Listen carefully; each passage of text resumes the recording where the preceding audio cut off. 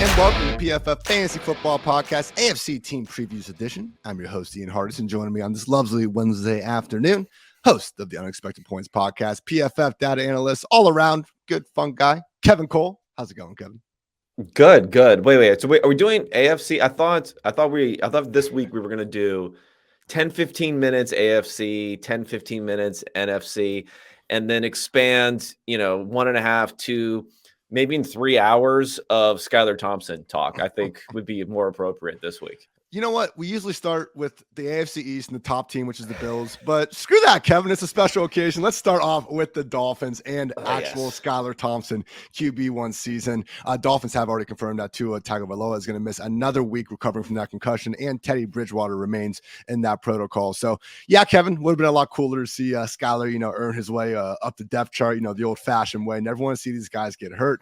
With that said, it is now Skylar Thompson QB1 season, and the Dolphins are planning for him to start week 6 here against the Vikings. Vikings currently favored by 3 points. We'll see if that increases now with the news going on. Game total at 46. So I'll say this, Kevin. We're both extremely biased for Skylar Thompson for some reason. I don't know. I just enjoyed watching him in the preseason. He had mostly the big a bit, but I actually like the guy. It's becoming more of a bit, but just the way he played in the preseason was a fun time to watch. You see a ton of bad football in the preseason. So when you had Skylar Thompson, at least, throwing some good in with the bad, it was fun to see. And I'll say this, man, there were some good moments last week. And similar to Bailey Zappi coming in against the Packers, like it's tough to hold any rookie QB, too hostilely against what they did. Not even in his start when they had to come in, in Skylar's case, the second play of the game after Teddy got concussed. So he had to roll out bombs. And, I caught myself thinking a couple times, Kevin, was Mike McDaniel opening up the playbook a little bit more because Skylar Thompson can actually throw the ball more than 30 yards downfield, unlike Tua and Teddy? It wasn't the worst first performance in the world,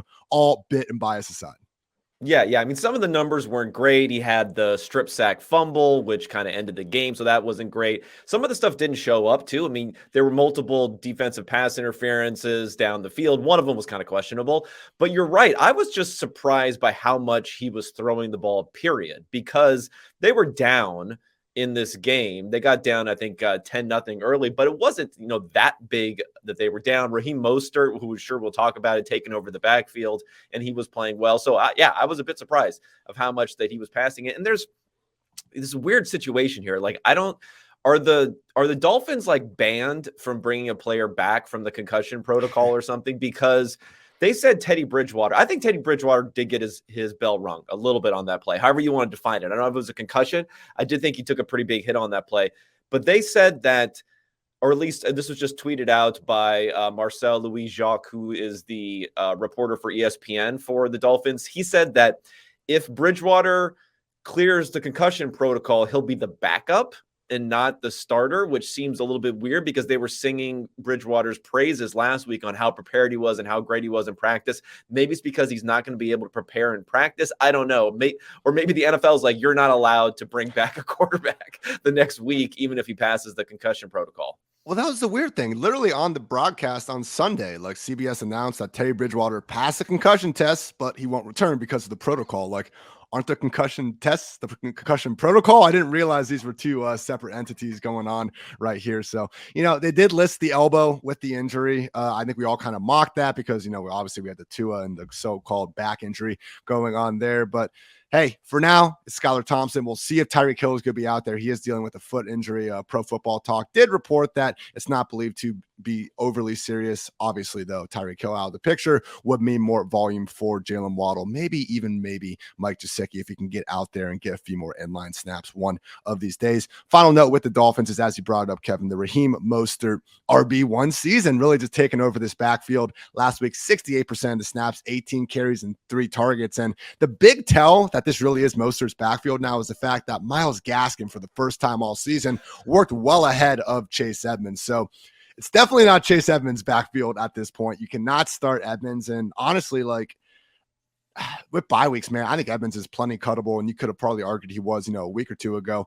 How confident are you, though, Kevin, and Raheem Mostert kind of holding on to this job? This is an offense that during the first 4 weeks of the season, we did see them be quite a bit more pass happy. So Raheem Mostert, is he an upside RB2 the rest of the way? He looks healthy. He looks explosive. I guess I'm just a little concerned that, maybe the answer to the overall feature back in this backfield could ultimately just continue being a committee of sorts. Yeah, I think that's true. I mean, there's probably his, injury proneness is probably overplayed. But if you just look at real hard numbers, like he's a small running back. So therefore, those guys have problems. He has had some soft tissue stuff in the past, so he could have problems. So I think holding up will probably be difficult. But man, Chase Edmonds, again, NFL executives. Okay, not only the draft picks on some of these running backs, you gave the dude $12 million. This kind of reminds me a little bit of like a Kenyon Drake type of situation. Like, why are you paying these second, third tier running backs and coming over if you're willing to just shelf them a week or two into the season? Like, just go pick up Raheem Mostert, pick up guys like that. Don't waste money. And there are some, ridiculous fluff pieces getting written about this marriage, back in August. Why Evans is the ideal RB1. Oh, he's so knowledgeable of the inside zone scheme and this and that. And it's like, you know what? Mike McDaniel has been with Raheem Mostert for 3-4 years. He brought him over there. He went with this guy. Can never underestimate a coach's ability to get the familiar party more touches. Back on schedule, Kevin. Your first place Buffalo Bills sitting at 4-1. How sustainable is what Josh Allen is doing specifically under pressure? Something I noticed in my quarterback right up, this year. NFL high, 9.3 yards per attempt under pressure this season. No other quarterback is higher than 7.2. Josh has literally averaged more yards per attempt under pressure than when kept clean, which when you watch him play quarterback, it's just so perfect that I love it, Kevin. But you found something similar in terms of the EPA per play. With all that said, how sustainable is this? Because we have seen in the past how pressure, not the most stable metric in the world, but you know what? It is Josh Allen out here. Like, would it make sense that of all people, we could expect Josh Allen to maybe keep on keeping on with this a little bit more than the average QB? Yeah, I definitely think that's the case, that he can do it better than the average QB. He invites some of that pressure too, the way that he plays. So, when he's being pressured, it's not the same as your traditional pocket passer who is really going to be compromised when he's in that situation. Sometimes he's rolling out, sometimes he's moving up in the pocket and moving around, and that's going to cause it. And he's going to regress, right? But we talk about regression. It doesn't mean you go back to being a league average type of quarterback. He's someone who's going to perform better under pressure, who's going to perform better on third downs and other situations where he can extend plays. He's going to be doing things that are seen as being unsustainable. He's going to be that type of guy. Now, last season, he had positive EPA under pressure. He had positive EPA under pressure the year before too, but we're talking about slightly positive, which was really, really good for the NFL, really, really good versus other quarterbacks when he made that jump in his third year. Now he's just playing off the charts, whereas his clean EPA is barely changed. So yeah, that's going to come down a bit, but I expect him to continue to be good under pressure relative to your normal quarterbacks. Gunslinger Josh Allen was certainly back last week. I mean, you guys saw the freaking highlights. What an incredible performance. 348 yards, 4 touchdowns in the first half, and he left meat on the bone. He missed Diggs for a touchdown, threw an end zone pick to Gabriel Davis, but 14.9 yard average target depth. So I spent all that time last week, maybe this is a new Josh Allen getting the ball out short. Nah, he's just still an absolute monster out there. Love seeing it. Now, the one thing we did get in this offense, we know Josh is going to do his thing. Stephon Diggs is Stephon Diggs, and Gabriel Davis, yeah, he's going to bust sometimes, but he's also going to boom. So keep that man in your lineups. Devin Singletary, though, we've had the RB4 finish, the RB20 finish, and then 3 other games finishing outside the top 40 performers. He just gets in this problem, Kevin, where if the Bills manage to blow teams out, they don't keep giving the ball to Devin Singletary like a lot of primary early down backs. They're happy to feature James Cook and even to a lesser extent, Zach Moss, or they just keep throwing the ball. Even when Josh Allen left that game up 38-3, they were still, happy to throw the ball all over the field. So this week, though, with Devin Singletary, again, we're looking for a matchup that can hopefully keep the Bills in a more neutral game script. They got that. They're in Kansas City, game of the week, 4:30 Eastern. Buffalo is favored by 2.5. I want to say that's the first time that Patrick Mahomes has been an underdog since that 2020 game against the Ravens. Have not confirmed that, but sounds right to me. Game total at 54. So Last week, it didn't work out with Devin Singletary. He's still the pretty clear lead back in Buffalo, though, and he gets this matchup against the Chiefs defense that has allowed league-high marks in receptions and receiving yards allowed to opposing running backs. Are you fine writing off last week and going back to Devin Singletary as an upside RB2? I mean, I don't know about upside RB2. I think with Singletary, you drafted him hoping that you would get this type of performance, probably. It's in the higher range of outcomes, what we've seen from him so far this year. At the same time, if you were lucky enough to also have, Ramondre Stevenson or get Kenneth Walker or get Jeff Wilson or get one of these other guys who have emerged a little bit more, even Raheem Mostert, who we already talked about, I would be starting those guys before I'd be starting Singletary. So yeah, if you got to put him in there, you can hope for that, upside case. He gets in the end zone, things like that, but you just can't feel comfortable starting him right now. This is like the, the zero RB truth that comes out in week 6. And it's like, yeah, all you had to do was nail these 4 precise late round running backs, and then your team would be absolutely loaded. Hey, Jeff Wilson, baby. I got him on on our PFF team. It's glorious. It's glorious zero RB. This whole league is bogus. Any league that does waiver wire priority over fab. You just say that because I got Kenneth. I might not even start Kenneth Walker. That's how stacked my zero RB team is this week because I got Ramondre Stevenson and Jeff Wilson. So I know no one wants to hear about your fantasy team. So we'll edit this out of the podcast, but I'm feeling good about that.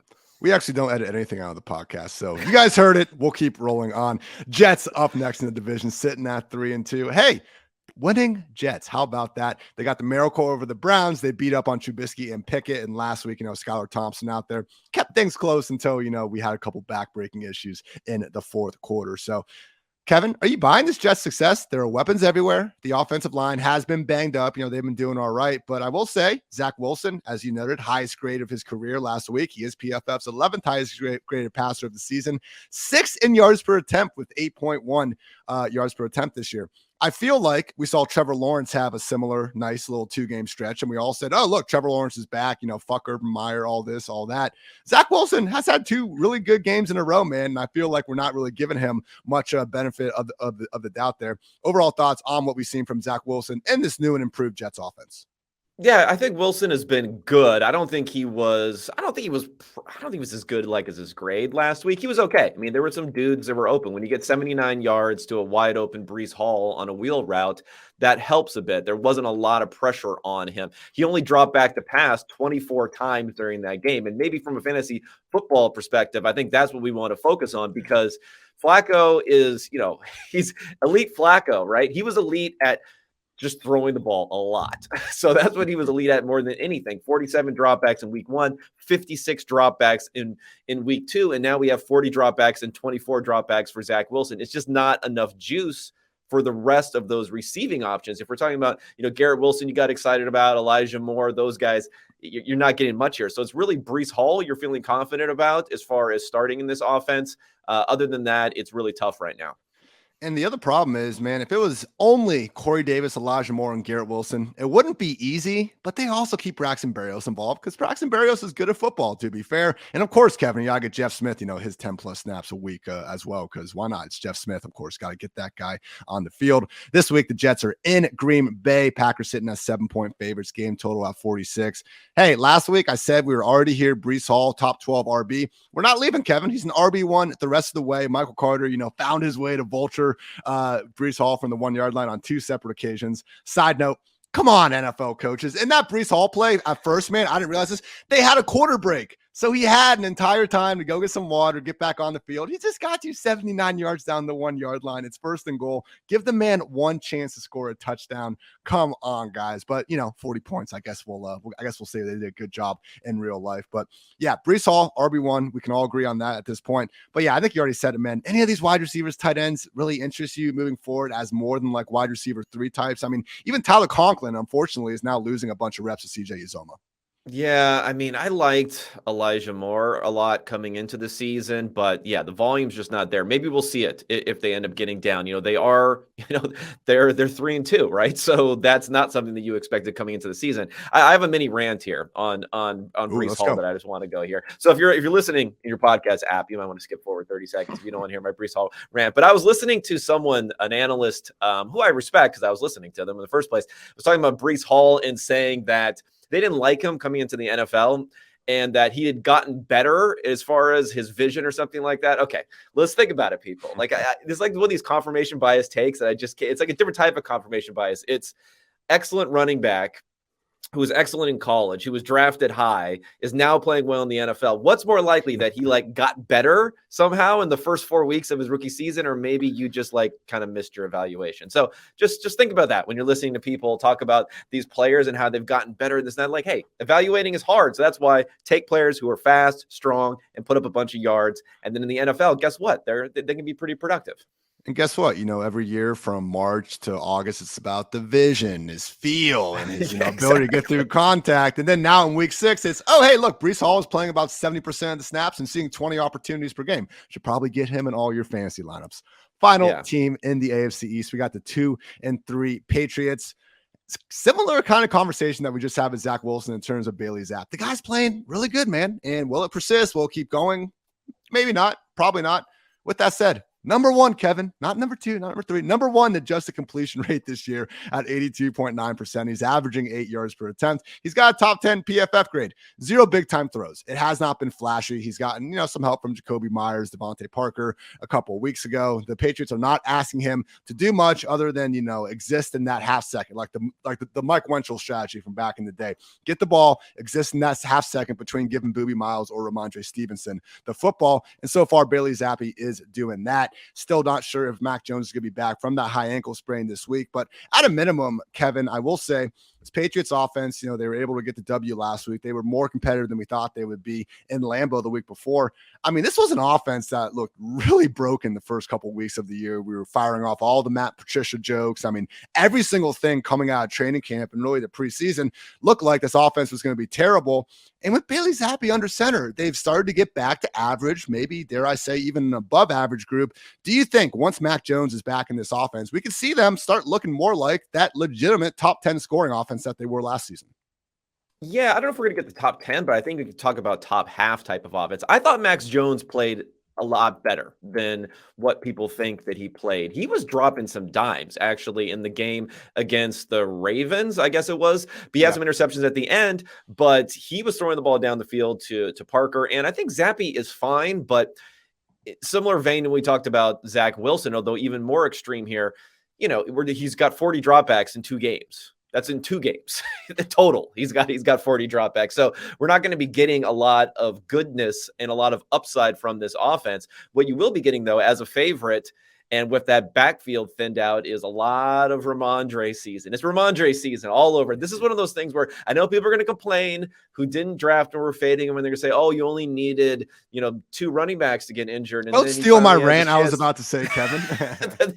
Then he finally has a chance to play. Well, guess what? That's what happens when you draft a guy in the 7th, 8th, 9th round, 10th round sometimes of what's going to happen here. But you're drafting talent. And look at this guy. He's just stiff-arming people. He's juking. He's moving. He can do it all. But at the same time, I will say, with all this enthusiasm around him, do we still trust that, I don't know what's going to end up happening, that J.J. Taylor comes in and starts getting some carries, that they bring in Pierre Strong all of a sudden, even though he's a rookie, and do something. I don't know if I'm fully trusting.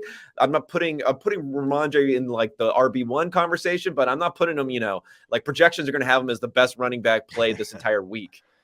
It is worth mentioning last week, it was only Stevenson and Damon Harris. So when Harrison hurt his hamstring, there was nowhere else to go. That's why Stevenson had 89% of the snaps. But you start looking at the roster, Kevin, and again, I mocked the whole Ramondre Stevenson sleeper season in like July just by all the things that had to go right. Well, here we are, and they all have gone right. Damon Harris expecting to miss multiple weeks with the hamstring. Ty Montgomery is on IR, and you can mock Ty Montgomery being, a part of this conversation all you want. He had the pass down role, and he had more snaps than Ramondre Stevenson in week 1.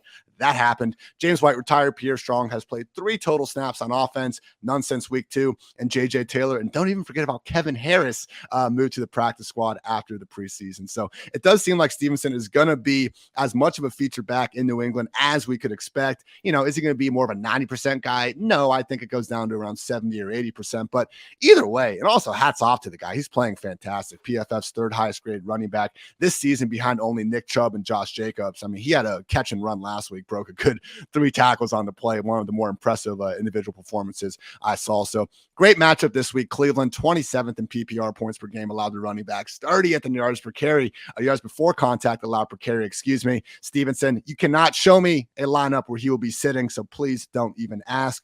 Otherwise, though, we do have Hunter Henry getting to play a full-time role, literally 98% of snaps last week without Jonnu Smith. So if you need a tight end for bye weeks or whatever, Hunter Henry, if he's still out there, fantastic option for you. How are you feeling about Jacoby Myers, Kevin? He was banged up. He comes back, has a 100 yards game. Hell, even scores a touchdown in this economy. Love to see it. And we did see also with the Nelson Aguilar injury and Tyquan Thornton coming back, it's really Jacoby Myers and then everybody else in this passing game. Are you confident enough in Jacoby kind of being this target hog alpha that inexplicably he's been throughout his career keeping on? I mean, I guess, but again, I'm just concerned about the overall volume there, and I'm just probably not that interested in the receivers outside of, like you mentioned, Hunter Henry. I think is a guy that you can start. Outside of that, it's tough because any of them can disappear any week, and then when you're getting, in week 2 earlier this year, Jacoby Myers had 13 targets, but then he didn't even get 100 yards on there. So you're starting him if you don't have another option, I would say. But other than that, it's just not someone you can get excited about as far as the upside, really. Full PPR changes a little things, but yeah, we also have a pretty big sample saying he's not going to score touchdowns. That's awesome, as last week's one moment was.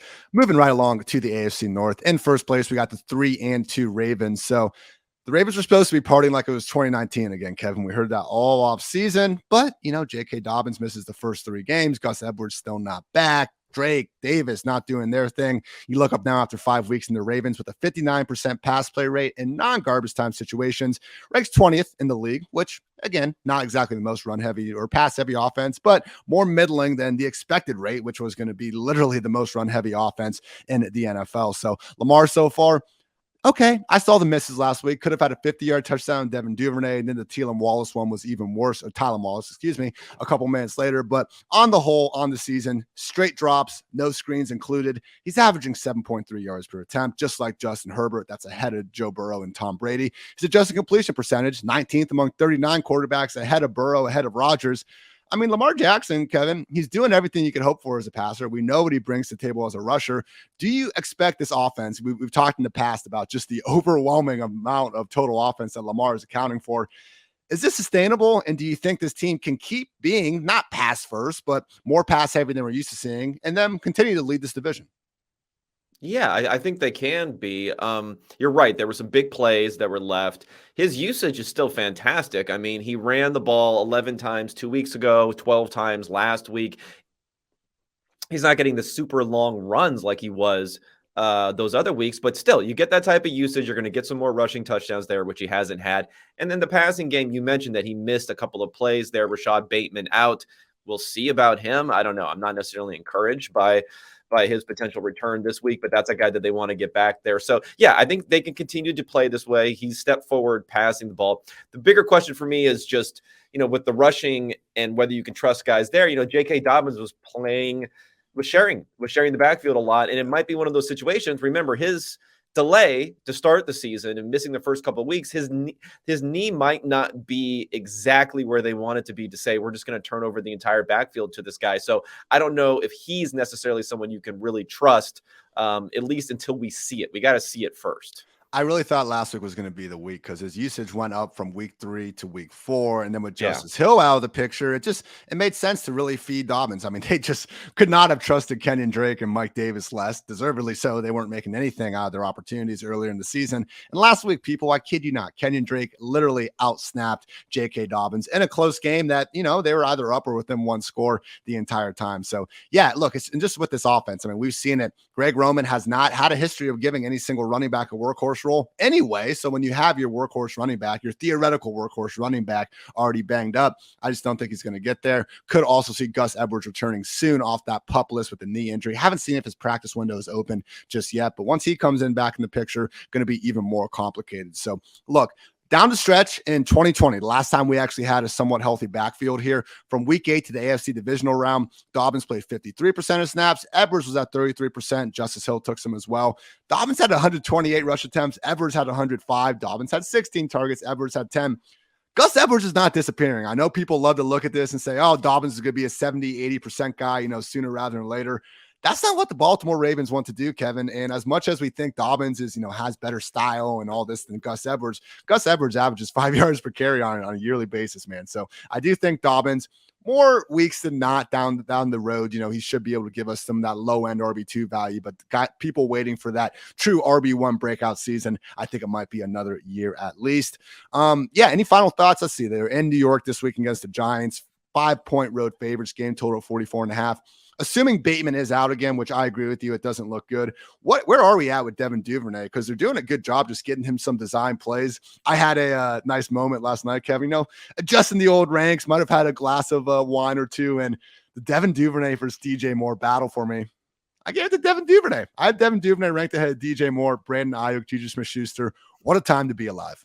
Yeah. I mean, I think that he's shown a lot. I mean, he's not only just getting the ball because no one else is there. Again, it's skill-based position, and I know you could say, well, they don't have other options, and that's why he's getting a chance. But he was making some plays earlier this season too, when Bateman was still around. So yeah, I think he's a quality guy. You're not going to have the total upside with him. He's not going to be 100% snap person. He's not going to be, a real 1B or even real solid second option necessarily next to Mark Andrews in that passing game, but he's someone who you can start. And I think the only other thing to recognize is just like Mark Andrews, man. Like, what can we say about this guy? Remember the Kyle Pitts versus Mark Andrews? There was a little bit of a controversy going the season. I mean, what a stud. What an absolute stud. And people always talk about Lamar Jackson being drafted after Hayden Hurst in that draft. Well, that was a few picks later. We're talking about Mark Andrews going 2 rounds later than Hayden Hurst in that draft. That is absolute madness. Credit to Hayden Hurst for getting the revenge game touchdown. Love to see that out there. And you know what? If you're going to lose your job, the 2 tight ends might as well be Mark Andrews and Kyle Pitts. So no, complete shame over there on Hayden Hurst. But yeah, Mark Andrews keeps on keeping on. Final point on Devin Duvernay, just something to keep an eye on. He did have 3 carries last week. It was pretty interesting the way they were just getting the ball into his hands. And you look at his career stat line, man, now 16 carries, 142 yards, 8.9 yards per carry. I know wide receivers typically have the, more efficient usage because they're getting the reverses and the more design stuff. But hey, Duvernay's been their kick returner. Like, this is someone where we spent all summer talking about the Deebo Samuel role. Like, if there is someone that can hold up, get 3 to 5 carries per game, be pretty efficient with it, and just make good use of the design touches, Devin Duvernay, so far so good. On the other side of that Sunday night loss to the Ravens was the Cincinnati Bengals, 2-3 on the season. This week they're in New Orleans, since the 1.5-point road favorites, game total of 43.5. So I want to say, we bring up his name like every podcast. He's a damn good writer, so why not? But Stephen Ruiz, I think, pointed this out. He's had some questions over the years about Joe Burrow, baby arm Burrow, and can't he really get that deep ball going. And hey, in 2020, man, it was a very good question. 61.5 PFF passing grade, only 6.1 yards per attempt on passes thrown at least 20 yards downfield. Now you add Chase in 2020, PFF passing grade goes from 61.5 to 95.8, 6.1 yards per attempt to 15.8. But now in 2022, Kevin, we're seeing numbers that are pretty much right in the middle of that. So which one is it? Are we looking at Joe Burrow as this deep ball passer who, oh my gosh, look how good he was in 2021, he's going to get better? Or is 2022 kind of a natural decline for someone that we kind of saw a good piece of what he was in 2020? Maybe we should have eased expectations coming off that 2021 season where, again, really hard for Burrow to be much better in any facet of the game. Maybe we could have seen this small regression coming. Yeah, I think this has been more, this is flipped around, right? Like, I feel like I've been calling for the positive regression to be happening now for every single week that goes by. And I don't know, man, we're getting more and more evidence that's making me a little bit sketchy to think about that, because not only did some of the trends that we've seen of not being able to throw the ball down the field, not being able to get big plays, a smaller average depth of target, like, it got worse last week. It was the worst by far last week. 4.2 average depth of target, 4.2 yard average depth of target. And when it comes to Jamar Chase, he had a 5 depth of target. And I mentioned this in review that I was doing on Unexpected Points podcast. Check it out on your podcast stream about Jamar Chase. His longest catch in this game against the Ravens was 13 yards. In the 2 games that they played last season, remember, this is on 12 targets, didn't get anything longer than a 13-yard catch. In the 2 games they played last season, he had 12 catches that went for longer than 13 yards. What's going on here? He wasn't going to do that again, but can we get something We need something. Jamar Chase is looking rough right now for guys who picked him in the middle to back half of the first round of their fantasy drafts. Sure is. With that said, it's Jamar Chase. We still got T. Higgins, hopefully coming back from that ankle injury. Obviously, I just feel like I've been saying that for like 3 weeks. I know. I'm starting to get a little worried whether or not this offense is like quote unquote broken. I don't want to go that far. I'm a numbers guy. Things are going to regress, all that sort of stuff. But I am piling up more and more evidence, which is slowly moving down my expectations for them going forward. Hey, we got a Saints matchup coming up here. We just saw Geno Smith and company. Now that's an elite offense right there, Kevin. So I don't want to, set the bar He's too an high. elite thrower. I mean, PFF grade. I don't want to set the bar too high for Joe Burrow and company. But if they can, just try to be 90% of what Geno Smith and the Seahawks passing game is, you would think they could put up some points. We also are expecting Marshawn Lattimore to be shadowing Jamar Chase all over the field. Last time he did that against Justin Jefferson, did not stop, Jamar Chase's former college teammate for going for 10 catches and $147 through the air. Only other thing I want to talk about real quick. Shout out Hayden Hurst again, continuing to get the great usage. If you guys caught Nathan Yonke and I on our waiver wire edition every single Tuesday when we go live at about 12:30 p.m. If you guys want to go tune in and, got some chat questions for us one of these days. Always a great day to be great. But Hayden Hurst, absolutely great, waiver wire edition. I put him right there alongside Hunter Henry for those, trying to find a good streamer for this week. We're back to the Joe Mixon conversation, Kevin. Is he washed or is he just unlucky? Because the washed argument has some legs. I mean, he's got 61.1 PFF rushing grade, 3.1 yards per carry. We just talked shit about Chase Edmonds. Only Joe Mixon and Chase Edmonds are averaging under 2 yards after contact per carry. One of them is not a career scat back who we think was maybe, pigeonholed into the wrong role there. So this season, Mixon 0 for 7 on finding the end zone on rush attempts inside the 5-yard line. I mean, we can blame the offensive line. They do have PFF's single lowest run blocking grade at just 48.2, but the volume's there. He's got more touches than any running back in the league with 116, 21.8 expected PPR points, 3.7 more than any other running back in the league. He's still been the PPR RB15, Kevin. It's a little bit Jamar Chasey. We're like, he hasn't completely killed you, but you're also not getting the production that you drafted him for. Is this his floor, or is there enough concern about the Bengals offense that, hey, maybe we are looking at just a really volume-based guy that's going to be, a PPR per game, more of an RB2, even if the totals finish up in the RB1 land? Yeah. I mean, I guess the positive side, if you want to get a positive for Mixon in this game, is this is the first time that he actually scored fantasy points around where his expectation was. Now, the negative side is the expectation was a lot lower, and that's how we got there. But again, on the positive side, if you want to look at something, if we want to go to good old-fashioned metrics here, 5.6 yards per carry. So that's something, right? He hadn't broken 3 yards per carry, hasn't been over 3 yards per carry in any game so far this season. The problem is he only got 14 carries. He wasn't getting as many high value touches there. The offense was just a bit clunky throughout this entire game. So I'm still thinking he's going to turn it around and he's going to be a good player. He may be slightly inefficient all season, like all the other options that we've seen in this offense, but the usage is still there. So I'm good with him. I just crack up here. Like, let's go back some old fashioned metrics here, like yards per carry. And then, if you hear, the anti-analytics crowd sometimes, like they just kind of draw this arbitrary line between like what stats they kind of view as fine stats and then what stats they don't understand. And then those become the big, bad, mean analytics out there. So I just crack up, again, when people like announcers in one breath kind of shoot down analytics. And the next breath, they're talking about like passing yards or yards per carry or something, which, hey, there's a place for all of those. Just because you don't understand something, though, doesn't mean you need to completely. Well, this is my beef here with expected points added. Mm-hmm. All these people say, "Oh, that's a team stat. That's a team stat." I'm like, well, what's passing yards? Then what are passing touches? Isn't that a team stat? Like there are other players involved in those stats. Like what are not team stats? I guess you could say our PFF grades are not team stats, but I don't think that's what people are complaining about when they say EPA is a team stat. But yet they'll go and talk about touchdowns, interceptions, yards, all the things that actually go into coming up with EPA. I just hate how we measure analytics or PFF grades against perfection. It's not like, hey, you guys, your PFF grade on this player doesn't match, this other grade that another website has. It's just like, hey, this grade's wrong because I saw 10 minutes of the game on Red Zone, and what the hell does PFF know anyway? Yeah, so we can talk about this for days, obviously. And people are listening to a PFF Fantasy Podcast, so hopefully you guys are okay enough with our process over here. And with that, we'll move right along to our 2 and 3 Cleveland Browns.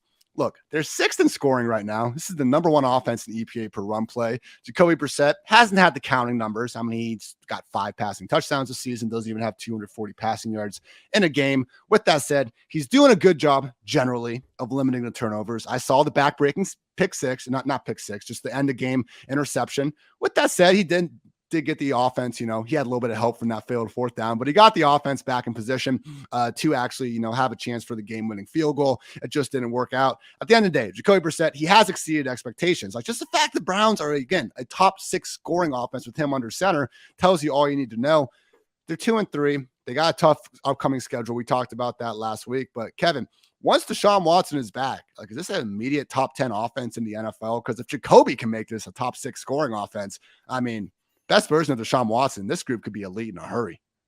Yeah, I think so. But again, we have to adjust somewhat for the schedule. I think things had fallen into place almost perfectly for Jacoby so far this season. They played the Panthers, the Jets, the Steelers without TJ Watt, the Falcons, and the Chargers so far. I thought the Chargers defense was going to be better. They were not better. So they have that as their schedule. Nick Chubb has just been, like off the charts as far as his ability to generate positive plays and be successful and generate big plays on offense. And now going forward, Patriots, Ravens, Bengals, Dolphins, Bills, Bucks. Ooh. That's the rest of Jacoby Myers' schedule before a very interesting Texans matchup, which Deshaun Watson will be back for that one most likely. So things could get rough here. This is when we could start seeing Jacoby exposed, because if you think about it, he's had 3 game-ending, back-breaking interceptions at the end of games, and this is when they needed to score. So if he has that type of pressure on him throughout the game, I am worried. I'm a little bit worried. And if Nick Chubb can't break off, 6 yards a carry, 7 yards a carry like he normally does, I'm a little bit worried. So we'll see. We'll see about this offense going forward. And I know that you can't really say sell Nick Chubb, because, like, what are you going to get for him in return? Because he is such a valuable asset. But I don't know. Maybe you can think about that, and then everyone can yell at me for even suggesting it when he goes off again this week. On pace for 2,016 rushing yards and 24 rushing touchdowns. It just becomes this thing where, like, hey, yeah, I had Nick Chubb in my fade list relative to where he was being drafted. And yeah, I am holding up that L. Make fun of me all you want, everyone. That's fine. I was absolutely wrong on that one. It'd still be cool if they could throw him the ball more than 20 times a season. Like, he's not even on pace to catch 20 passes. I saw the one downfield drop last week, but you don't need to throw the ball 30 yards downfield like Kareem Hunt. Look what the Titans are doing with Derrick Henry right now. Derrick Henry leads the NFL in yards per route run. We've all seen the horrendous drops that Derrick Henry has this year. He's by all accounts not a good receiver. But guess what? When you get him in open field, good things happen, and those good things tend to outweigh the boneheaded drop or two that we happen to see, more so on the highlights. So that's all. It's Nick Chubb. We all agree he's the best running back in the NFL with the ball in his hands. Fantasy analysts like myself wish the Browns would give it to him more in a fantasy-friendly way, like the past game. Probably won't happen, but yeah, to your point, Kevin, I think he's more of a hold. It was also good to see Kareem Hunt get back on track in the end zone last week. The PPR RB17 on the season, continue to fire. Yeah, I mean, his expected workload was almost as good as Chubb's last week. Again, Chubb, outperformance. He's getting the long plays. That was incredible first touchdown. Like, there was barely any somehow, he's like in a phone booth basically, and he made Derwin James miss, like completely miss on that. It was an incredible play. So who were you more wrong on, Nick Chubb or Ramondre Stevenson? Should we go back to I'd say Chubb, because, like, at least with Stevenson, like, we've had a bunch. I know you're not taking that L on Stevenson. I'm going to try to get you to take that L eventually for Stevenson. So we'll see. Keep trying. All right, this week though, home against the Patriots. Browns 3-point favorites against the evil Empire. 42.5-point game total. Is Jacoby Brissett versus Bill Belichick? Like, again, I'm not saying this Patriots defense this year has been completely locked down throughout the year or anything like that, but it's just the fact that we have Jacoby Brissett facing Bill Belichick. Is that enough for you to just kind of downgrade Amari Cooper and David Njoku? Because again, we really haven't seen Jacoby have this, piss down his leg sort of game yet. If it was going to happen, I wouldn't be that surprised if it's this week. Yeah, it could happen. I mean, at least they're favorites. At least we're talking about not a lot of pressure from the opposing offense. So yeah, I think there's a downgrade there. I think the Patriots, as we mentioned earlier, they've only dropped back to pass 40 times over the last 2 weeks. I think they're going to continue to run it a ton, even if they get down early, which will slow down the game and give fewer opportunities and more need to push the ball and to pass. So for all of those reasons, I think outside of Njoku, it's it's kind of hard to figure out who you're confident in. But Amari Cooper is a talented player. Talented players, no matter who the quarterback is, I think you have to put them into your lineups. Yes, David Njoku, weekly low-end tight end one at this point. Potential to soar even higher. Guy looks fantastic out there. In last place, you're 1-4, Pittsburg Steelers. Second worst point differential in the NFL, Kevin. I think they might be the worst. I think they have the worst point differential. Only the Washington Commanders are actually close to them at this point. So not great. Now, Kenny Pickett, so far, he's basically been out there for 6 quarters. He's had 4 interceptions, all pretty explainable. Heaves at the end of the game or end of the half, and then a couple, interceptions tipped off the hands. Okay, no, I'm sorry. The one against the Bills was on him. So, okay, one of the 4 definitely on Kenny Pickett. But, hey, he put up 300 yards against the Bills. I don't care how much it was in garbage time and all that.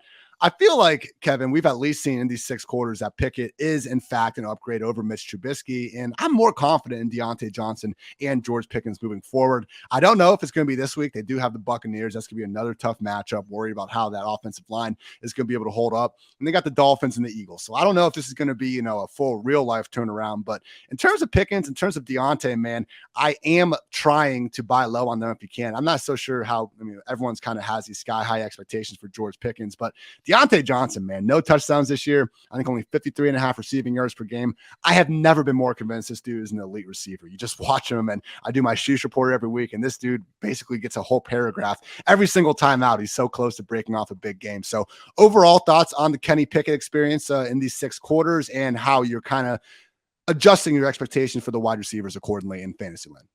Yeah, I think he can play. He can get his guys some numbers. We've seen the connection with Pickens be pretty good so far this year, getting his average depth of target up, trusting him in some of those contested situations, I think is good. Claypool is like dust, right? So that's been happening for a while. I think there's a little bit of a concern with Pickett. I know he's in a bad spot last week as far as the Bills' onslaught offensively, putting him in a huge hole, but You'd hope if you got 56 dropbacks. I know 327 yards is fine, but 327 yards, no touchdowns with that much type of usage, it's a little rough. It's a little rough to feel like what's the upside with this guy as far as being able to really spread the ball around to everyone. Because if Claypool actually does something one week, then it's getting a little bit more difficult to see Pickens and Johnson be able to get home. That would be my concern. Over on the running side of things, which really tough matchup for that group because, again, they are home this week against the Buccaneers, but Buccaneers 8.5 point favorites, game total 43.5. Juggernaut over front 7. We've seen Tampa Bay just shut down opposing rushing offenses really for the better part of, the whole Todd Bowles era there. And when you consider also the possibility for another negative game script, in an ideal world, this would be great for Najee Harris, but we're not living in an ideal world for Najee Harris fantasy managers these days, Kevin. Man, literally got outsnapped last week by Jaylen Warren, 53% to 47%. And on the one hand, yeah, blowout game script, I get it. On the other hand, Najee Harris is 7th on his own team in targets with Kenny Pickett under center at this point. And we even got Mike Tomlin talking about the situation. Mike Tomlin's specific quote: "We've been playing Jalen increasingly anyway, and I think that's going to continue. I think he's proven that he's a capable varsity player, and we need players from all parties involved." That has transpired and will continue to transpire. Love Tomlin calling him, a varsity player out there. But really the problem with Najee Harris, this offense isn't good. We're happy about Pickett, showing some signs of maybe being a dude here down the stretch. But Najee, the volume that we drafted him for, it's not there. And we already knew this last week. We dropped him very low into the RB2 end of things. But 5 straight games now that Harris didn't play more than 80% of the offensive snaps. He eclipsed that mark in 11 of 17 games last season. So it's not that running backs need to be playing 80, 90% of snaps. But when they're playing as bad as Najee Harris is, and when they're as bad as an offense as he is, just scoring upside-wise, you got to be better, man. And as the sample size grows, Kevin, why is Jaylen Warren better than Najee in every single per touch, metric we can look at here carrying the football? I know Najee's been hurt, and that's not ideal. Jaylen Warren's been the better rusher. Tomlin's been increasing his snaps. He says he's going to keep increasing the snaps. I have Najee Harris this week as my RB23. If there weren't buys, he'd be an RB3. Yeah. Well, How do you expect Najee Harris, undrafted free agent Najee Harris, to beat out first round pick Jalen Warren, right? It's kind of it's an unfair competition. I mean, do we need any more evidence to stop wasting draft picks on these guys? But I mean, they can't block, right? So that's a hard thing. And I still think this whole, the Liz Frank foot situation, who knows? Who knows? He wasn't exactly, exploding off of the screen as a rookie, but things are looking very, very rough there. So yeah, probably the worst, first round guy who was going in the first round up until, maybe a month before the big time seasonal draft started. He started to move down into the second round, but man, a lot of late first round picks were spent on Najee Harris. I drafted him in Scott Fishbowl, and I was not expecting this. I was Mr. Let's bet on volume type of thing. And that's been completely blown up in my face. This year, in regards to Jalen Warren, in my weekly running back article, I do have different tiers of handcuffs. And right now I have 12 tier 1 handcuffs who I believe would be workhorses and immediately be in the RB1 conversation if the starter goes down. Buccaneers rookie Rachaad White, Khalil Herbert with the Bears, Kareem Hunt with the Browns, Pollard with the Cowboys, Dillon with the Packers, ETN Jaguars, Henderson Rams, Madison Vikings, Stevenson with the Patriots, as we are seeing, Michael Carter with the Jets, Kenneth Walker with the Seahawks, and Jalen Warren with the Steelers. So again, when we sit here, on the waiver wire show and we tell you guys, go get Rachaad White, go get Jalen Warren, don't get Tyler Algier, don't get these, Mike Boone type players who they've had the injury. People are overpaying them for a big role that isn't even on the plate.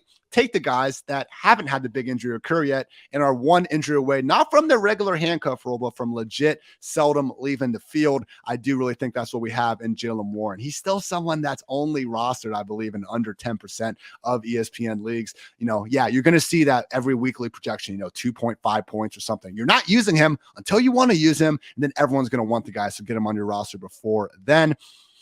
Yeah, again, Deontay Johnson, George Pickens. Who would you take for the rest of the season, Kevin? Do you think this actually is the Pickens takeover? The guy looks great out there. I mean, just the hands catch he had last week in that contested catch situation. I mean, if there has been a most impressive receiver of the Pittsburgh Steelers, it's definitely been Pickens, albeit Deontay is still the target leader, even while Kenny Pickett has been under center. Yeah, no, I mean, I'm still going with Deontay. I'm going to take the historical, the history, the proven performance a little bit more, but the gap is narrowed. The gap is definitely narrowed significantly. Saying a lot for him. All right, everyone, before we go ahead and move on to the AFC South, I want to give a quick shout out to some of our lovely sponsors out there, starting off with No House Advantage. No House Advantage is changing the game by offering the most dynamic fantasy sports platform available today. Play in pick'em contests versus other people for the shot at winning $250K plus in cash. Download the app, choose a contest, select your player props, earn points for correct picks, and climb the leaderboard for your shot to win big money every day. You can also test your skills versus the house and 20 times your entry if you hit all your picks. Bet up to 5 player prop over-unders or individual player matchups across every major sports league, including NFL, NBA, MLB, PGA, MMA, and NASCAR. Sign up now with promo code FANTASYPFF at nohouseadvantage.com or download the app on the app stores to get a first deposit match up to $25. Make sure you check out No House Advantage today and experience daily fantasy sports redefined, because it's not just how you play, but also where you play. You won't want to miss out on this. Also, gotta love our friends over at Underdog Fantasy. Even though Best Ball Mania has ended, Underdog Fantasy is still the easiest and most fun way to spice up your football season with their pick'em game. Just look for your favorite or least favorite players' stats. Pick whether you think they'll end up with a higher or lower total than that number in the week's game, and you can win up to 20 times your money in a single night. Underdog keeps it super simple with their easy-to-use website and mobile apps. Pick between 2 and 5 players for your pick'em entry. Get all your picks right, and you'll take home some cold, hard cash. It's simple to get started. Just head on over to UnderdogFantasy.com or download the app and sign up with promo code PFF, and Underdog will double your first deposit up to $100. Again, that's Underdog Fantasy, promo code PFF. Get in on the action today. I love how DraftKings has their Kevin Hart commercial, and DraftKings is one of our sponsors too. I love you guys, but he talks about, being like the overdog, and I think he says underdog. Like, Underdog's getting some free publicity from Kevin Hart out there almost every single time. There you go. There you go. Wait, hey, hold up. Wait 1 second. Breaking news. Breaking news. God, stop. Breaking news. Okay. So Mike McDaniel says that Tyreek Hill and the rest of the Dolphins team captains have decided to take the ping pong table out of the locker room in an effort to focus more intently on their upcoming opponent. Do we need to talk about this? Do we need to redo the Dolphins section? This is bad, man. I can't remember the ping pong table going. It's always coming. I mean, this is yeah, no, this. I mean, well, something to keep a radar. We'll put this on our radar here. We'll have to have with and without ping pong table metrics, I believe, for the rest of the season, just to see how things are going forward. But something everyone should look at going forward. Are you kidding me? Dude, this team beats the Bills. Like Tua looks like a world beater. They're 3-0, and their two quarterbacks get concussed, and they look at the ping pong. Mike McDaniel stood up in front of that team and said, "Hey guys, no, this was leadership by Tyreek Hill and the rest of the captains. The rest of the captains. They sometimes, the captains got to step in and ping pong tables out. I mean, as long as they're not playing pickleball, that's all I have to say. I mean, I'm sure it's huge in Florida. Pickleball has got to be huge in Florida since the average age of the pickler. I heard they're called picklers. Picklers average about 68-ish, I would say, is like on the young side for picklers. So as long as they're not doing that, I'm okay. Could you imagine how much we would drag anybody, media, coach, whoever, if they came out and said the Dolphins need to get rid of the ping pong table to help fix things? This was a player move. Oh my goodness. So they're taking control. Leadership. Taking control. Comes in many forms. Your first place Titans, 3-2 in the AFC South, are on a bye week, so we'll talk about them next week. Second place, your 2-2-1 Indianapolis Colts facing off against the Jaguars this week in Indy. Colts sitting as 2.5-point favorites, game total at a lowly 42. So I got some good stats here to show you just how bad Matt Ryan has been. And lest we forget, Reggie Wayne was throwing up all offseason because of how much Matt Ryan reminded him of Peyton Manning. Colts brass could not stop throwing Carson Wentz under the bus seemingly every single day throughout this offseason. Matt Ryan was going to unlock Paris Campbell, all these things. Okay. He leads the league with 18 combined interceptions and fumbles. Carson Wentz is in second with 12. Now, again, we played 5 weeks, 18 combined interceptions and fumbles. Last year, in 17 starts, Carson Wentz had 15 combined interceptions and fumbles. This year, only the Baker Mayfield-led Panthers have a worse EPA per play than the Colts. Matt Ryan has taken a league-high 21 sacks. I decided to take sacks plus interceptions plus fumbles. Guess who leads the league, Kevin?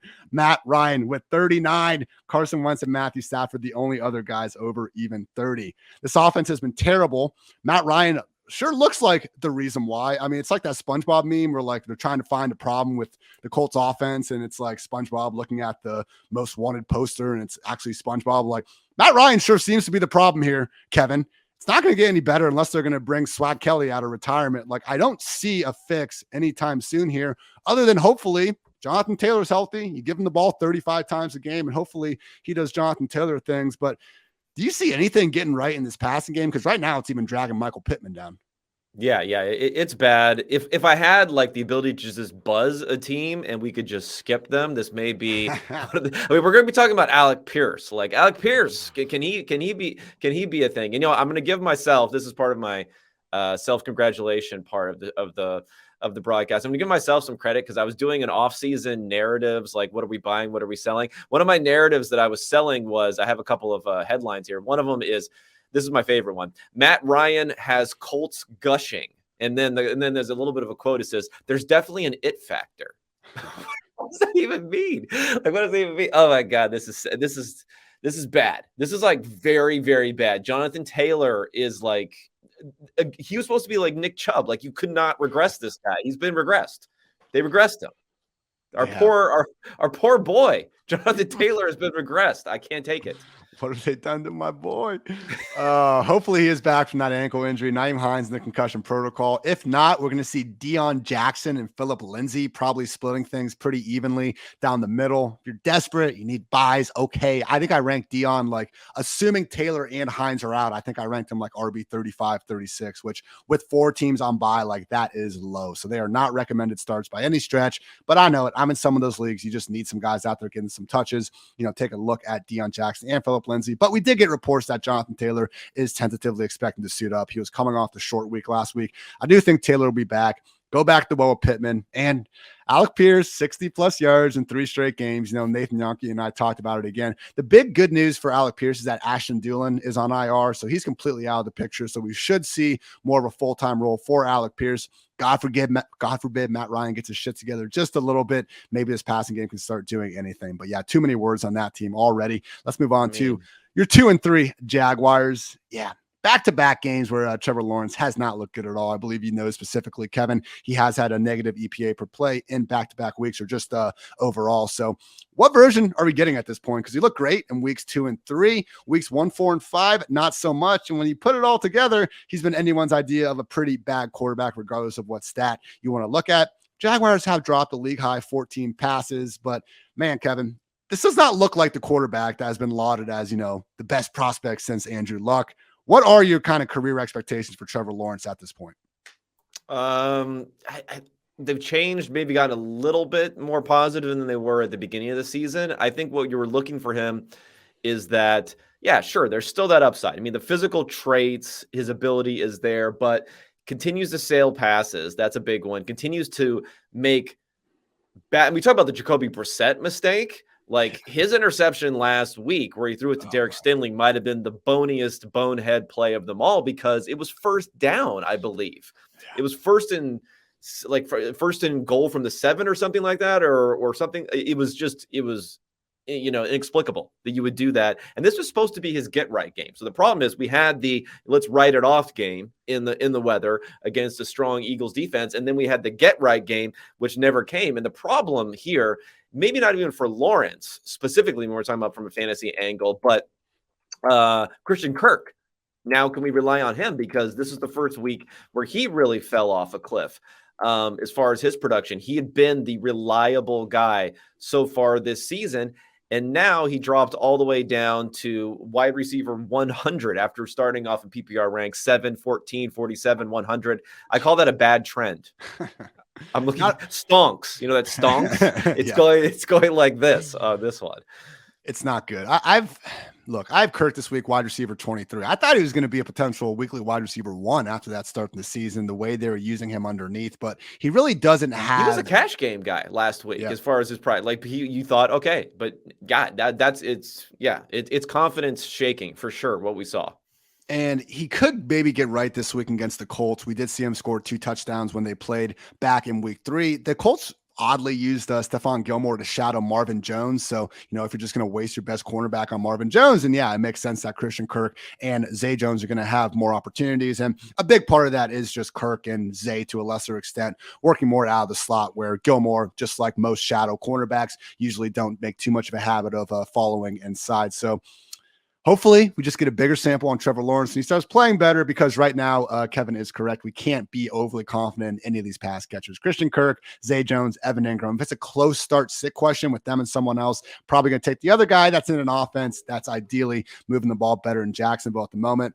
Let's talk a little bit about this backfield, though, because we had a lot of James Robinson victory laps after week 2 or 3, even after week 1, Kevin, honestly, with what he's been doing. And I think we just struggle sometimes to separate what's happening with our eyes, what's happening with the stats on the field, and then what a good story is. Because, James Robinson coming back from this Achilles is fantastic, and I don't think he's a terrible running back by any stretch, but Travis Etienne's objectively been better this year, and that's in terms of PFF grade. Yards per carry is 4.9 versus 4.1. Etienne, more yards after contact per carry, more missed tackles forced per carry. The yards per route run isn't even close. The yards per reception, Etienne is almost doubling what James Robinson is bringing to the table. So we can talk about pass blocking. We can talk about Etienne being used as more of a slasher, and that's inflating his stats. But hey, man, put the eyes on Etienne. I forget who tweeted us out, but Etienne looks like a Mario Kart just racer out there. That dude is fast as hell. He's making big plays. He had over 100 yards last week. And James Robinson, I hate doing this, but I'm going to do it. If you take away the 2 wide open touchdown runs he had this year, Kevin, which I do think that pretty much any running back in the league would have scored on those, James Robinson is averaging under 3 yards per carry. So my argument is not that James Robinson is bad. My argument is that he's way closer to Etienne than most people are giving credit for. And I would honestly take Travis Etienne the rest of the season, given the way the snaps are moving. And not just the way the snaps are moving the way they are because the Jaguars have played far worse in weeks 4 and 5. And Etienne is the guy when they're playing from behind. And with that in mind, it's like, all right, do we want to bet James Robinson versus Etienne is basically betting on, do you think the Jaguars are going to be really good this year or really bad? And I tend to lean towards the latter. Yeah, I don't know if it even has to be that division. I mean, I agree with you. I think if you are going to do some film-based studies when it comes to running back, you just watch it and how often you're like, "Ooh, that guy's fast." Like I said, that's film-based study for me. Not setting up the blocks, not, all this dissection of whether or not he's catching is actually good or not, even though he caught a ton of passes in college. Again, it's one of those things of like, now we're going to hear how if he does well receiving, we're going to hear that he's like improved his receiving ability in order to justify that earlier take. Yeah, I mean, he's more explosive. He's a more explosive guy. He's a more explosive back. And this is one of the rare cases, I think, where everyone in fantasy football land was telling you to sell James Robinson. At least they should have been a few weeks ago. And it looks like that's going to end up being right, because it's not as if they were playing terribly from behind this game and ETN dominated. I'm sorry, I can't help but laugh. There's a tweet that came out from Roto World where Pete Carroll said that Drew Lock is quote unquote nipping at Geno's heels. Oh my gosh. Yeah, I mean, this is what's weird with all this Geno thing. Like, if Drew Lock, again, if he didn't get COVID before that preseason game, it could be Drew Lock playing, So we'll see. Yeah, Geno getting benched eventually is a possibility. Is a strong. I mean, it could actually happen. I'm not joking. The thing about it, we'll get to Geno when we go to Geno. I have my Geno takes. Look, man, it's the 49ers have Montana and Young. The Seahawks have Geno and Drew Lock. So that's just the way the cookie crumbles sometimes. Yes, though, with these running backs, again, this week it is a matchup. They're only 2.5-point dogs. I'm not saying you can't start James Robinson by any stretch. And I do have James Robinson RB25 and ETN RB28. So I'm still giving Robinson the slight benefit of the doubt. But I remember I go on It's Just Football or daily PFF show every single Friday, and week 4, like I just kind of had James Robinson as like a sit to an extent because they were playing the Eagles in a game where they're probably going to be behind. James Robinson is not the every down workhorse that we saw in past years. This is a 2 running back committee, which is fine. We can live with 2 running back committees. Just don't completely write off ETN either. And Robinson's not an explosive playmaker. I know you mentioned the 2 long touchdowns. I think the stat that I provided after that happened with those 2 touchdowns was that he only had 2 plays of over 30 yards his entire rookie season where he carried the ball, 250 times. So it's just not going to happen. ETN is going to be more of an explosive playmaker. And I believe in that offense, if you're struggling to put together drives, what you need is some explosive plays to get points on the board. 1-3-1 Texans on a bye after that lovely victory last week. Dameon Pierce, go ice those knees, my friend. Moving us on to the AFC West. 4-1 Kansas City Chiefs. Look at Patrick Mahomes' numbers this year, and they're awesome. They're always awesome, but they are a little bit closer to 2021 than what we saw in 2018 and 2020. Have you seen enough from this non-Tyreek Hill offense, Kevin, to make you think that Mahomes can lead these Chiefs out of just, a juggernaut-filled AFC? Because, yeah, it is always Patrick Mahomes versus, anyone, and of course, it's very fair to say Mahomes. But I guess, is this the best version of the Chiefs offense we're going to get, or do you think it could be a situation okay, in Green Bay, I think we're all kind of under the assumption they're going to start figuring things out more. We're going to see Dobbs start taking over more, Lazard getting on more on the same page and all that. Do you think this is kind of this is the Chiefs offense right now, or do you still think there's hope for guys like Juju, like MVS, and like Mecole Hardman to start becoming bigger parts of the passing game? Yeah, I just think this is the offense, and that's fine. I mean, it's an efficient offense. They're doing well. He's the second most efficient quarterback in the NFL, next to Josh Allen so far this year. And the way he's done it, in some ways, you can point to larger degrees of sustainability, right? We talked about the Josh Allen pressure play before. Mahomes is good under pressure, but he hasn't been otherworldly under pressure. He's been good on third down, generating a lot of plays there, but he hasn't been otherworldly, but he's always good on third down. I think it's just really impressive, man. If you watch some of the plays he's able to make, the base that he's able to throw off of and just sling the ball with accuracy to these guys, the way that he has changed the game as far as being an underneath passer and exploiting what they're doing there. I mean, when you can have that strong an offense without producing big plays down the field, which we just have not seen really at all, there have been some missed opportunities, but if he can make some of those opportunities, because I don't think MVS and Mecole Hardman are guys who can get down the field also, that could be added to the game. It's just really, really impressive year from him, and I think he's really just solidified himself, along with Josh Allen, but I think he's still a notch above. Allen is saying, this guy can just do it. He's going to get it done no matter who, as long as you put competent guys around him out there. Again, this week, game of the week, Sunday afternoon against the Bills. Bills 2.5-point favorites in Arrowhead. Game total sitting at a high 54. So last week, the Clyde Edwards-Helaire conversation always here. I tend to think that it's hard to sell high on the guy. And it's one of those situations where, no, I don't think I never thought he was going to continue being a top 5 running back. And he hasn't. He's already slipped down more so to the RB1 borderline. But his expected points still say we have a lower end RB2 here. The Isaiah Pacheco thing, it's funny. Every broadcast starts and the announcers just start gushing over all the things Pacheco has brought and how much the Chiefs love him. And you look up at the end of the game, unless there was a blowout, the guy's only getting a carry or two either way.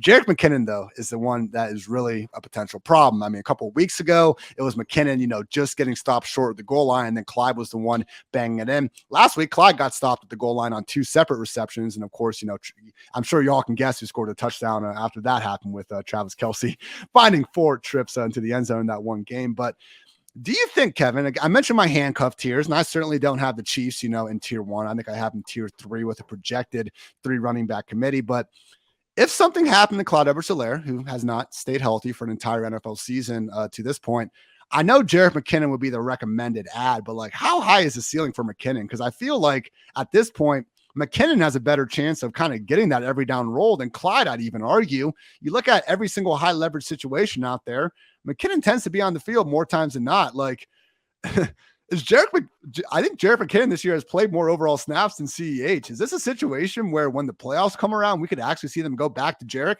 Wouldn't be the first time. Yeah, I think we could. I think for this backfield, and when it comes to the Chiefs, it's always been this weird thing. You have this disconnect between a really great offense and what that means for the running backs within that offense. I mean, look at this last game as a perfect example where CH was getting some of those higher value touches. He was getting in the end zone. He was very close to getting into the end zone in this game. But you can have games with the Chiefs offense where you have 4 touchdown passes that all came within the 10-yard line, right?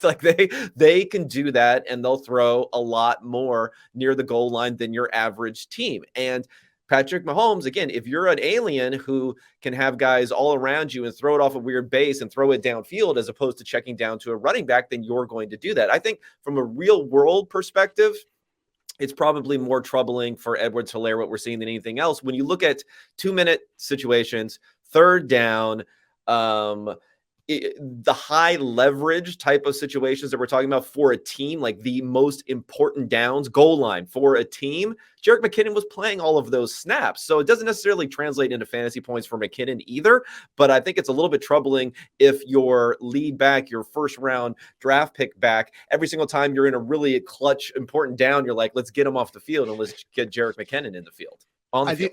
I do stand slightly corrected. CEH 145 total snaps on the season. McKinnon's at 134. They both run exactly 84 routes though, and McKinnon has been the primary passing down back. So, hey man, 4:30 slate, afternoon only. I would not be afraid going against the grain there, getting McKinnon. Maybe the Chiefs actually have some comeback mode snaps, which is very rare, obviously, for that offense to ever be behind on the scoreboard in the first place. If they do, I do think it'll probably be McKinnon out there more than Clyde.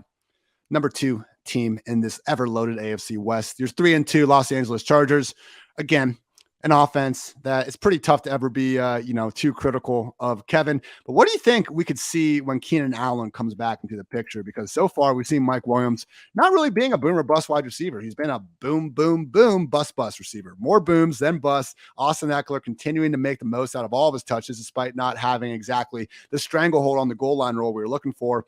Is there a chance that Keenan Allen comes back and does Keenan things, gets his 10 targets per game, and low key we see both Mike Williams and Austin Eckler start to, not become unusable fantasy assets, but to your previous point, regress back to something that's a little bit less insane than numbers they've been putting up? Because as much as the offense will be better with Keenan, we've already seen games this year where Herbert's been more than willing to spread the ball out to everybody involved, Gerald Everett as well, Josh Palmer as well.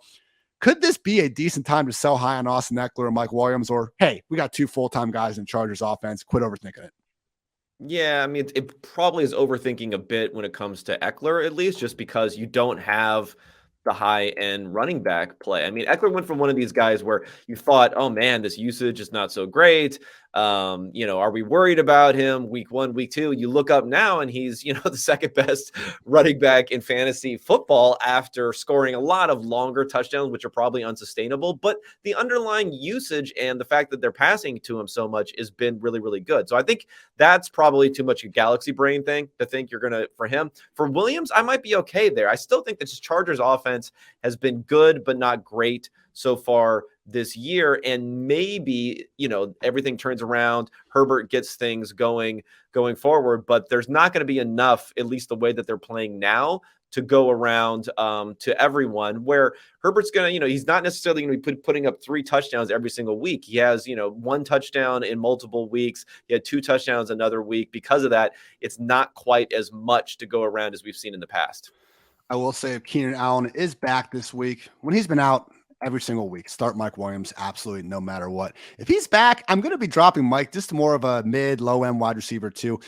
If you are really loaded, though, and you actually can give me a rare start sit question where it's close, I would be a little bit cautious about Big Mike. Maybe if you're playing your showdown slates. And if you are, make sure you check out Kevin's weekly showdown article. Is always available on PFF.com. But I am expecting Mike Williams to be facing shadow coverage from Patrick Surtain, who is PFF's second highest graded cornerback in coverage this season. Yeah, Devontae Adams got 100 yards on him. It did take him 13 targets. He did hold DK Metcalf to 36 scoreless yards back in week 1. So again, if Keenan Allen is back, I would be a little more cautious on Mike Williams, but more likely than not, he's going to continue to be started with or without Keenan. This will be the Monday night game this week, so it is in Los Angeles against the Broncos. Chargers favored by 5.5 points, game total of 45.5.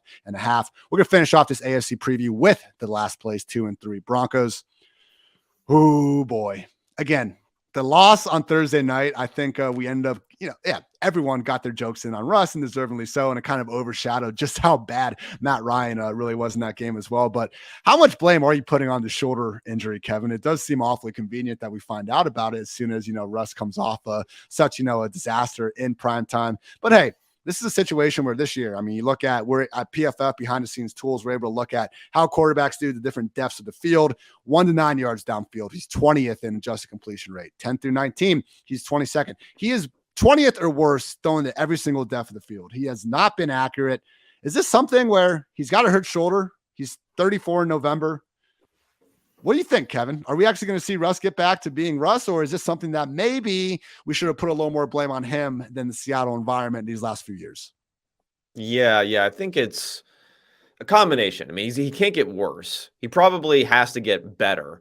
But we have seen, with this whole evolution of defense and the too high, Russ has been one of the more susceptible quarterbacks to that. So his ability now to pivot and to get out and to use more quick game, use other sorts of options that someone like Patrick Mahomes is turning to, it's probably not there. It's probably not there as much. And that's the problem. And I also think that we saw him coming to Denver and we said, Albert O he's going to have him at tight end. He's going to have Sutton. He's going to have Judy. He's going to have Hamler. He's going to have Patrick. Maybe it's better to have Metcalf and Tyler Lockett still, right? Than all of those different guys together. And he's really been so laser focused on Sutton, where it's been good for Sutton fantasy wise, but it also leads to plays on the end zone where you have KJ Hamler completely wide open, and then you're still locking in on Cortland Sutton. So it's rough. And from a fantasy perspective, it looks like Gordon and Boone were both okay, but are never going to have ceiling with the way. And I think this is just going to continue in that sort of way going forward. I don't think anyone's going to take over there. So other than Cortland Sutton, I don't know what we're doing fantasy-wise with this team. I will say Judy, he almost had that touchdown like the first drive where Russ actually made a great throw. Linebacker had his back turned. Looked like it should have actually been DPI. Judy can only get one arm up, but it wasn't. And then Russ, probably his 2 best throws of the game, honestly, was an incompletion to Judy, and then he hit Andrew Beck in the end zone for what should have been a touchdown. He drops it. Next play, Judy was wide open for a 27-yard score. Russ sailed it. But to your point, it certainly has been the Cortland Sutton show, and he really is the only person in the offense you can feel at all good about starting. I couldn't agree more about the backfield usage. Last week, Melvin Gordon, 55% snaps, 15 carries, 3 targets.